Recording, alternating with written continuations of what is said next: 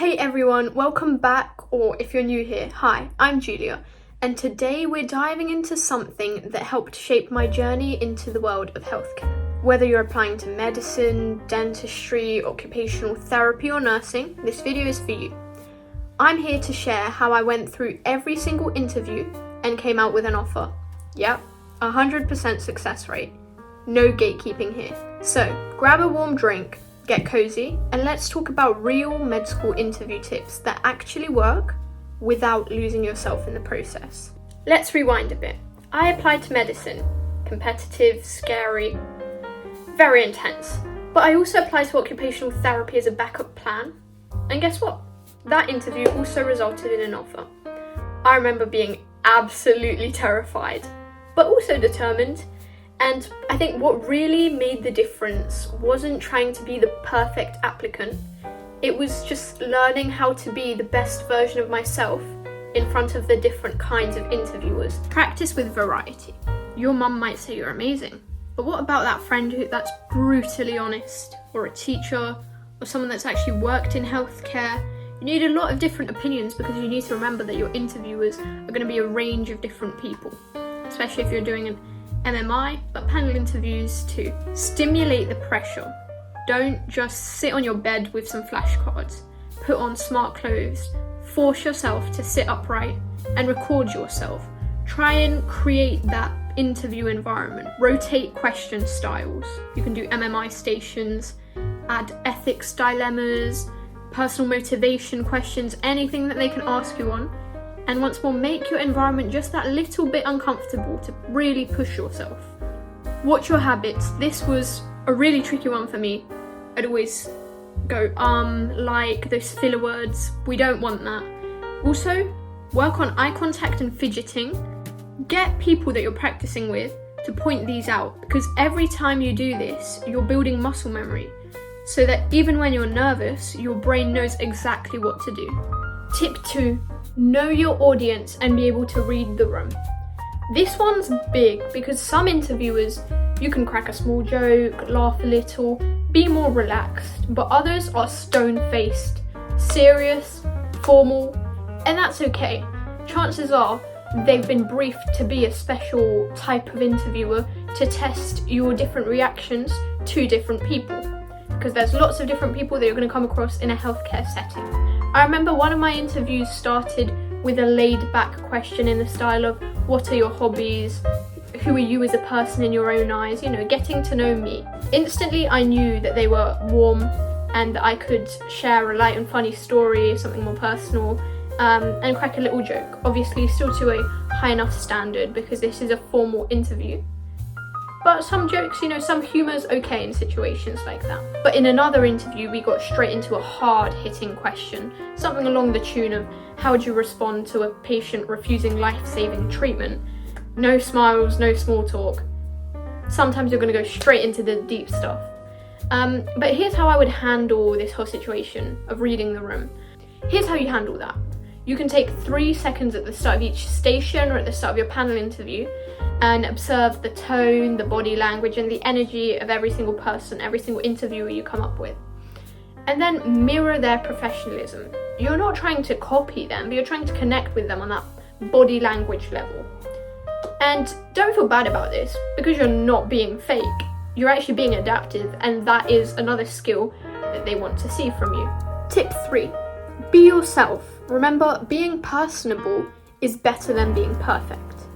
This is the one that, from what I've seen, people struggle with the most. Because yes, you are training to be a healthcare professional, but who wants to be treated by a robot, The universities are looking for a person who can learn, reflect, and communicate well. Show empathy. Let it come through in how you talk, not just what you say. Your body language, your tone, all of that. Non-verbal communication should show empathy too. Use personal stories.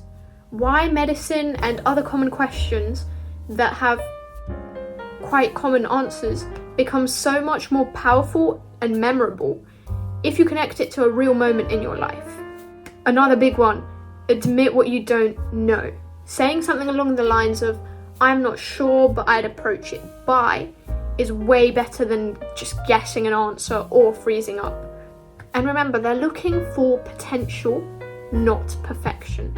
Already we're on tip number 4, and that is stay informed with current affairs. You don't want to get blindsided by a question about topics in the current world, such as junior doctor strikes or NHS funding. And here's what worked for me. Every morning I'd read one article from the student BMJ, and if there weren't any new ones that I could access, I'd go on to BBC Health. I'd jot down the headlines and just a one-line summary of what the article said, and then try to answer the questions: how does this affect the patient, and how does it affect the healthcare system? And remember, you don't need to be an expert on these matters, but showing awareness makes a huge difference to the interviewer. Tip 5. Know why you're really there. This sounds obvious, but really digging deep and even meditating on the fact, or just having a brainstorming session, is really helpful. Because why healthcare? What keeps you going on even the bad days, when you've got so much work to do, when you're questioning if you want to do learning for the rest of your life, when you see that there's so many extra things to the admissions process? Why are you carrying on? And I'm not saying that to discourage you. I am just saying that as a, know your own motivation.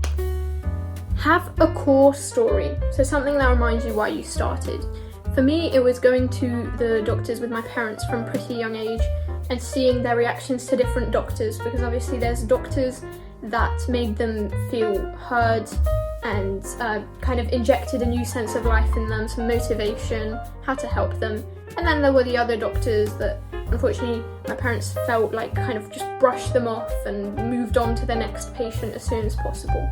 And I wanted to be a part of those good doctors, the ones that make people feel good about themselves and motivate them to improve their quality of life. Now, once you've found your own story, be prepared to link that to questions like why medicine? What's the biggest challenge facing the NHS? How do you handle stress? Things like that. And remember, passion plus purpose equals impact. Final tip number 6. Build confidence through mock interviews. I think mock interviews really help you get over nerves, improve timing of questions, which is very important, and handle curveballs, because sometimes you get asked questions that are completely out of left field. Ask your school, maybe they do have some opportunities if you don't ask your friends. Some that are also going in the field that you are in, or maybe some that aren't. They're also good at giving you different opinions, different points of view, and you want as many as possible when it comes to an interview, because as I've said, you're going to be interviewed by a range of different people, especially for that reason, see how you react to different opinions and different forms of communication, for example, things like that. It is a bit of a test. But if needed, there are also a couple of websites where you can book mock interviews. And after each one, ask yourself, but also the person that interviewed you, what felt good, what felt awkward, and what should you do differently next time? Those are the top 3 questions. And remember, confidence doesn't actually come from knowing everything. It comes from knowing that you've been through enough to handle anything. Okay, some final thoughts to wrap this video up. You're more ready than you think. Remember, they've read your personal statement and they want to meet you. You've already done essentially the hardest part. Walk in knowing that you belong here, you're capable, and you have something so unique to offer, so let that quality shine. Stay grounded, stay kind, and let your passion speak for you. If this video helped, please give it a like and subscribe. It really supports the channel. Comment below if you have any interviews coming up. I'd love to cheer you on, or even answer questions in another video. Thanks for spending this time with me. You've got this, and I believe in you. If you are a bit worried about your studies, or you feel like you need some tips, have a video here on how to study fast and well. Take care, and I'll see you in the next one. Bye bye.